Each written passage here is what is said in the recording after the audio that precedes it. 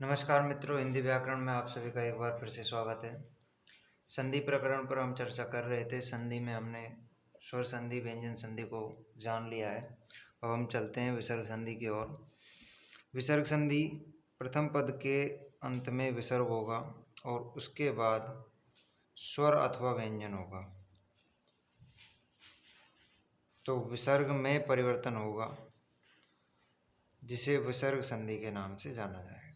यह प्रोसेस यदि कहीं पर होती है तो वहाँ पर निश्चित रूप से विसर्ग संधि होगी।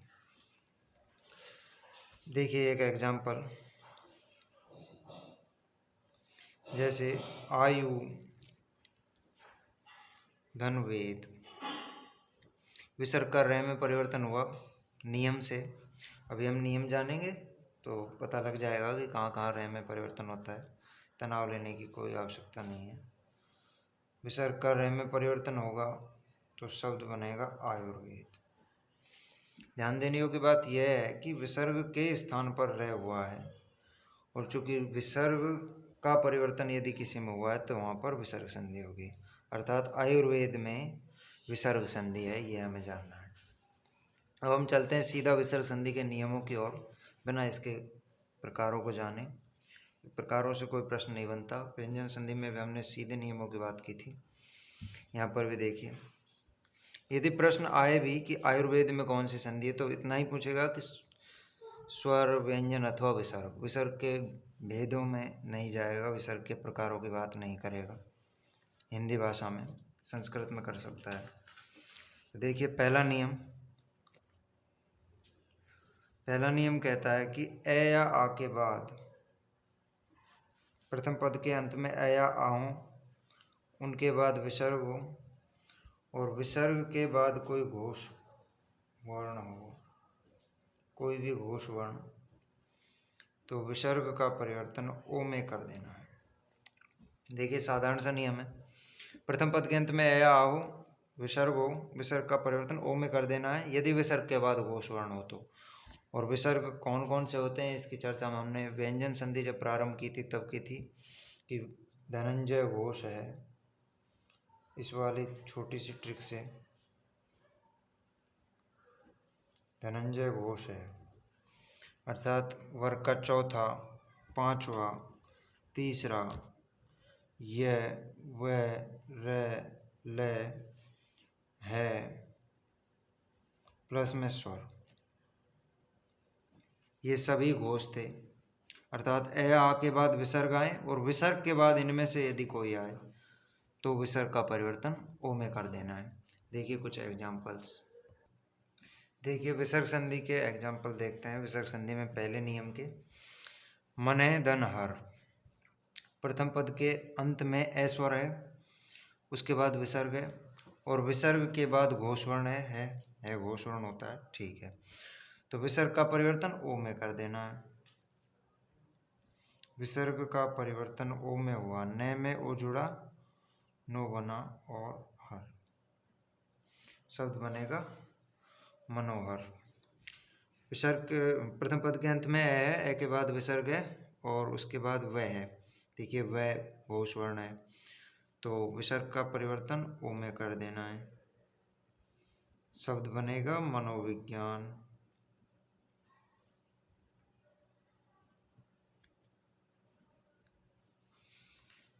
इसी तरह मने धन विकार, प्रथम पद के अंत में ए है, उसके बाद विसर्ग है, उसके बाद वी है जो कि घोष वर्ण है, तो विसर्ग का परिवर्तन ओ में कर देंगे और शब्द बनेगा मनोविकार। अब देखते हैं कुछ संधि विच्छेद। ये देखिए शब्द होता है मूल शब्द पाय, ये शब्द आप ध्यान रखना, ये पानी का, जल का पर्यायवाची है, पानी या जल पाया होता है। अब देखिए तीन नए पर्यायवाची कह सकते हैं, तीन नए सार्थक शब्दों का निर्माण करते हैं संधि के नियम से। देखिए पय शब्द मैंने पृथक किया और जय, यहाँ तक कोई दिक्कत। अब देखिए ओ है, ओ बचा है यहाँ पर, और ओ का परिवर्तन विसर्ग की जगह हुआ है, तो संधि विच्छेद करेंगे तो उल्टे चले जाएंगे और ओ का परिवर्तन विसर्ग में कर देंगे, ये हो गया। पय धन जय। पय का मतलब जल, और जल को जय यानी जन्म लेना, यानी कि जो जल में जन्म लेता है, और वो कौन है? कमल। सॉरी, पयोज का पर्यायवाची कमल हो गया। इसी तरह पय को फिर से पृथक किया, दूसरा शब्द दय बचा। अब यहाँ ओ है, ओ विसर्ग के स्थान पर हुआ है तो मैंने विसर्ग लगा दिया। अब सब देखिए, पय का मतलब जल, दय यानी देने वाला, जल को देने वाला अर्थात बादल।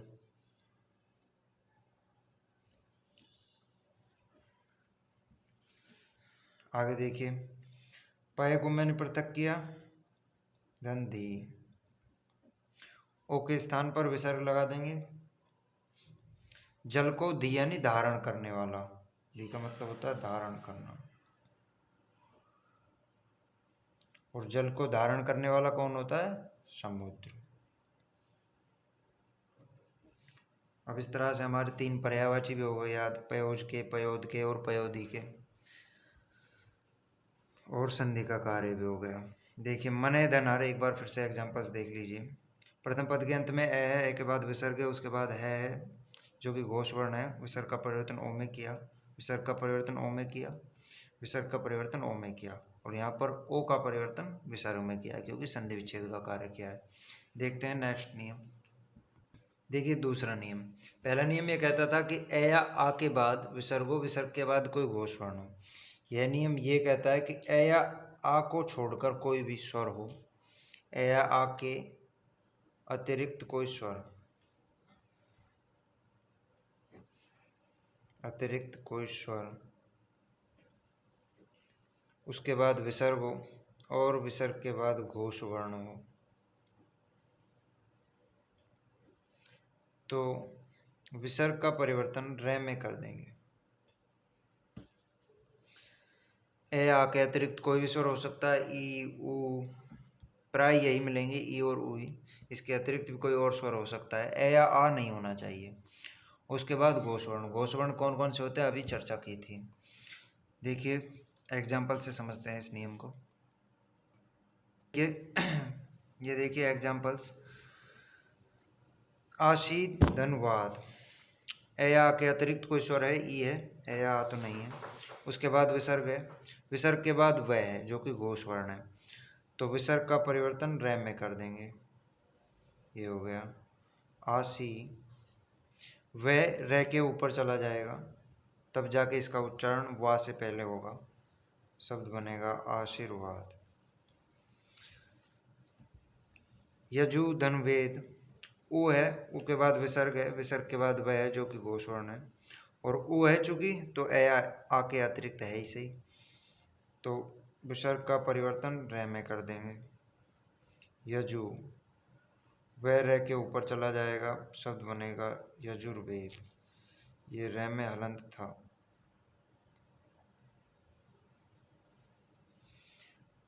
विसर्ग का परिवर्तन रे में कर देंगे क्योंकि ऊ है जो कि ए आ के अतिरिक्त है, और द घोष वर्ण है ही, तो शब्द बनेगा धनुर्धर। रे द के ऊपर चला जाएगा। इसी तरह से संधि विच्छेद देखते हैं। आविर्भाव, ये आविर्भाव थोड़ा मिस्टेक हो गया, रे यहाँ आएगा, ये शुद्ध है आविर्भाव। ये देखिए, आवि को पृथक किया और भाव को पृथक किया, रे विसर्ग के स्थान पर हुआ है तो विसर्ग लगा देंगे। प्रादु को पृथक किया, भाव को पृथक किया, रे विसर्ग के स्थान पर हुआ है, विसर्ग लगा देंगे। धनु को पृथक किया, विज्ञान को पृथक किया, विसर्ग के स्थान पर रे हुआ है तो रे को विसर्ग में परिवर्तित कर देंगे। ये देखिए, ये कुछ सामान्य से एग्जाम्पल थे। देखते हैं नेक्स्ट नियम, नियम नंबर 3। देखिए तीसरा नियम, तीसरा नियम यह कहता है कि प्रथम पद के अंत में ए या आ हो, और उसके बाद विसर्ग हो, विसर्ग के बाद क या पे हो तो विसर्ग ज्यों का त्यों रह जाता है, ज्यों का त्यों, अर्थात विसर्ग में कोई परिवर्तन नहीं होता है। देखिए कुछ एग्जाम्पल। मन है कामना, ए या आ है, ए के बाद विसर्ग है, विसर्ग के बाद क है तो विसर्ग का ज्यों का त्यों रह जाएगा विसर्ग, शब्द बनेगा मन है कामना, अर्थात मन की जो कामना है, मन की जो अभिलाषा है, मन की जो इच्छा है वो मन है कामना कहलाएगी। यहाँ पर भी ए है, ए के बाद विसर्ग है, विसर्ग के बाद क है तो कोई परिवर्तन नहीं होगा विसर्ग में और बन जाएगा रजह कण, अर्थात धूल के कण। धूल के कण होते हैं उन्हें रजह कण कहते हैं। इनके कुछ एग्जाम्पल्स भी हैं। देखिए इस वाली जो नियम है ये वाला, इसमें कुछ एग्जाम्पल है। कई बार इनमें परिवर्तन हो जाता है। कुछ शब्द हैं जो आपको ध्यान में रखने ही होंगे जो कि नियम विरुद्ध हैं, अपवाद कहे जा सकते हैं। देखिए उन एग्जाम्पल्स को देखते हैं एक एक करके। 8-10 के समथिंग एग्जाम्पल हैं जो आपको अपवाद स्वरूप याद में रखने होंगे। साधारण साधारण से शब्द हैं। देखिए नियम नंबर 2 के अपवाद हैं। परय धन पर, यहाँ पर परस्पर शब्द बनेगा, ये आप एक नज़र में देखते रहना, साधारण शब्द हैं याद हो जाएंगे। भाधन कर से भास्कर शब्द बनेगा, ये अपवाद आपको सीधे ध्यान में रखने होंगे। श्रेयस्कर शब्द बनेगा, तिरस्कृत शब्द बनेगा,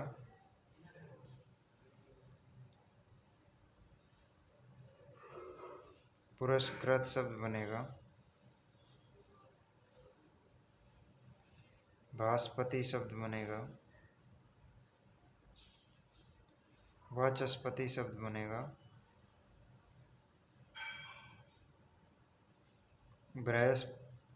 बृहस्पति शब्द बनेगा,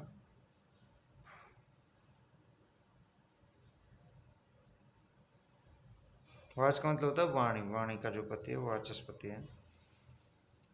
इसी तरह वनस्पति शब्द बनेगा, नमस्कार शब्द बनेगा, पुरस्कार शब्द बनेगा,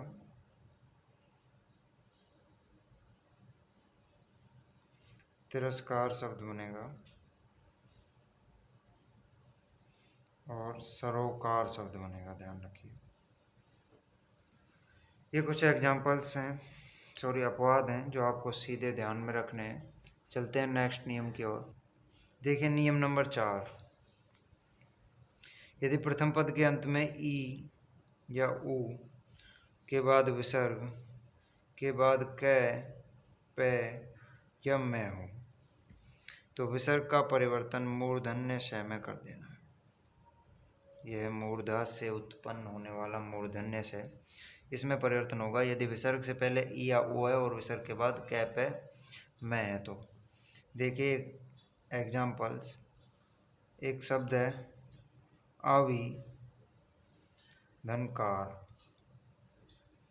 अब देखिए विसर्ग से पहले ई है, विसर्ग के बाद क है तो विसर्ग का परिवर्तन मूर्धन्य से में हो जाएगा, शब्द बनेगा आविष्कार।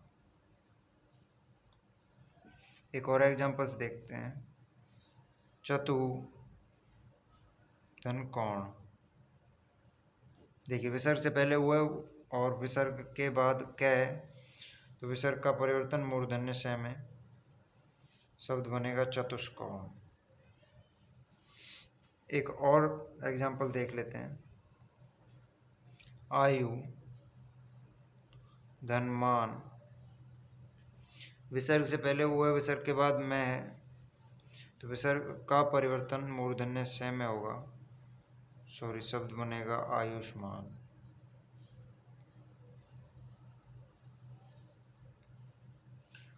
आयुष्मान अर्थात लंबी आयु की कामना करना। एक संधि विच्छेद युक्त पद देख लेते हैं, जैसे बहिष्कार। बहिष्कार का हमें संधि विच्छेद करना है। तो बही को मैंने पृथक किया और कार को अलग किया।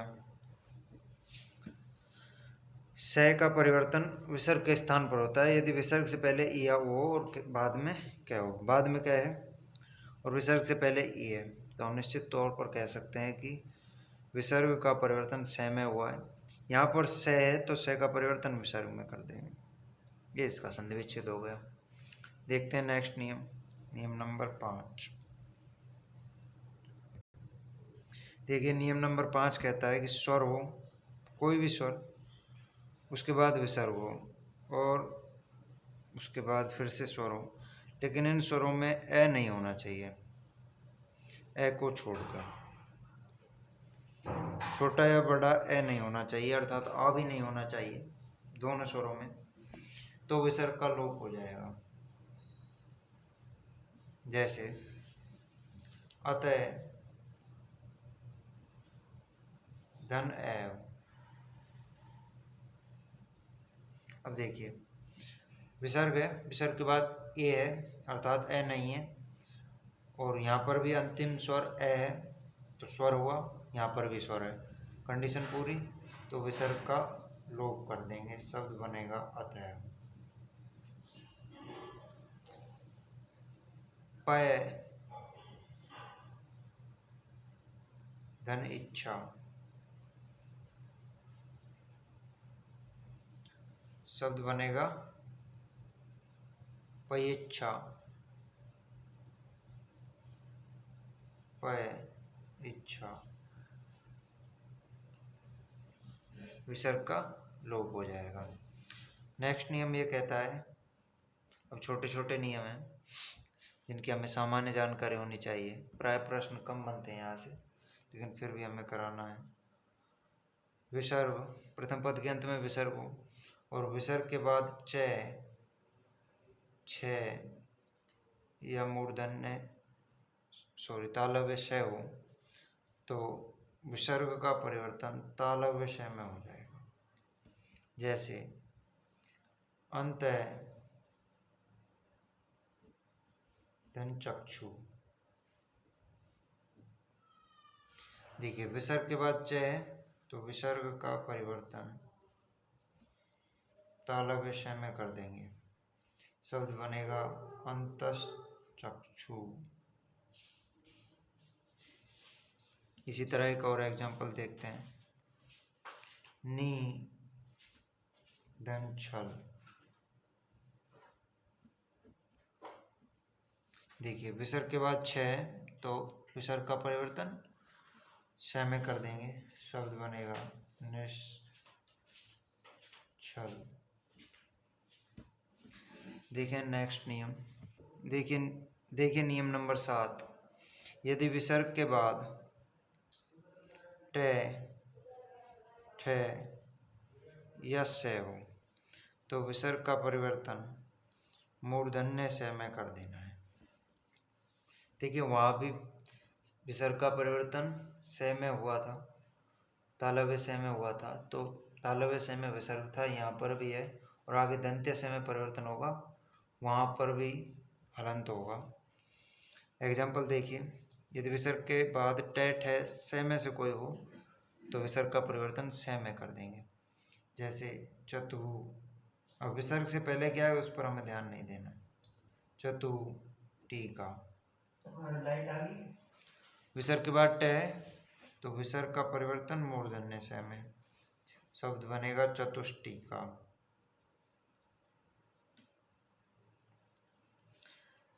चतु,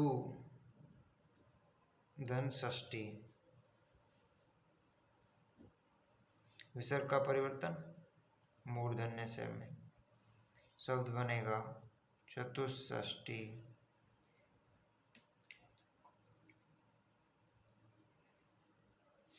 देखिए नेक्स्ट नियम, यदि विसर्ग के बाद त, थ, से में से कोई हो तो विसर्ग का परिवर्तन दंत्य से में कर देना है। देखिए जैसे एक एग्जाम्पल, नम है, दंते, विसर्ग के बाद त है तो विसर्ग का परिवर्तन दंत्य से में, शब्द बनेगा नमस्ते।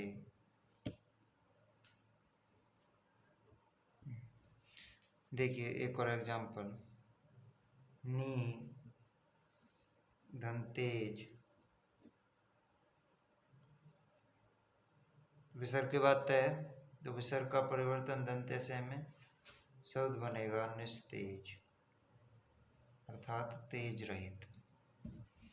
एक और शब्द देख लेते हैं, दू सास, विसर्ग के बाद दंत्य से है तो विसर्ग का परिवर्तन दंत्य से में कर देंगे और शब्द बनेगा दुस्साहस।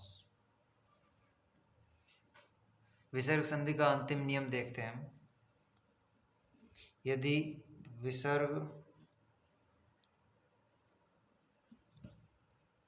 से पहले ई हो और विसर्ग के बाद ऊ हो और इनके बाद र हो, तो ई का परिवर्तन दीर्घ ई में और ऊ का परिवर्तन दीर्घ ऊ में कर देना है। यह है सामान्य सा नियम। देखिए जैसे एक एग्जाम्पल के बाद र हो, ई अथवा ऊ में से कोई एक होगा और उसके बाद विसर्ग होगा और उसके बाद र होगा, तब ई का परिवर्तन दीर्घ ई में, ऊ का परिवर्तन दीर्घ ऊ में करना। अर्थात विसर्ग से पहले ई या ऊ में से कोई एक होगा। यदि ई है तो दीर्घ ई में और ऊ है तो दीर्घ ऊ में परिवर्तन कर देंगे, बशर्ते विसर्ग के बाद र होना चाहिए। तो देखिए एक एग्जाम्पल, जैसे नी धन रस, देखिए विसर्ग है, विसर्ग से पहले ई है तो ई का परिवर्तन दीर्घ ई में कर देंगे और कोई परिवर्तन नहीं करना है, दीर्घ ई में, और विसर्ग का लोप हो जाएगा, ये भी ध्यान रखना है, विसर्ग नहीं रहेगा। और रस का रस, शब्द बना नीरस, नी धन र, विसर्ग से पहले ई है तो ई का दीर्घ ई में परिवर्तन, विसर्ग का लोप, रव का रव, शब्द बना नीरव, अर्थात ध्वनि रहित। नीरस का मतलब रस रहित। एक ओ वाला एग्जाम्पल देखते हैं, दू धनराज, विसर्ग के बाद र है, विसर्ग से पहले ओ है तो ऊ का परिवर्तन दीर्घ ऊ में कर देंगे और विसर्ग का लोप, शब्द बना दूराज। ये हमने 9 नियम जाने विसर्ग संधि के। दूराज शब्द बना दू धनराज, विसर्ग के पहले ऊ है तो दीर्घ ऊ में परिवर्तन और विसर्ग का लोप। ये 9 नियम जाने हमने विसर्ग संधि के। व्यंजन संधि, स्वर संधि की चर्चा हमने कर ली है पर्याप्त मात्रा में, एग्जाम्पल्स भी करवाए। कल हम क्वेश्चन टेस्ट सीरीज लेकर आ रहे हैं संधि की, जिसमें एग्रीकल्चर सुपरवाइजर और भी कई कॉम्पिटिटिव एग्जाम्स में जो संधि को लेकर प्रश्न पूछे गए हैं उन पर चर्चा की जाएगी कल की वीडियो में, केवल संधि पर। आप कल की क्लास ज़रूर अटेंड करें और संधियों के जो नियम हैं उनको ठीक से पढ़कर यदि अटेंड करेंगे तो क्लास में मज़ा आएगा। आशा करता हूँ कि कल आप फिर से मेरे साथ होंगे वीडियो में और सारे नियमों को आप पढ़कर आएंगे। धन्यवाद।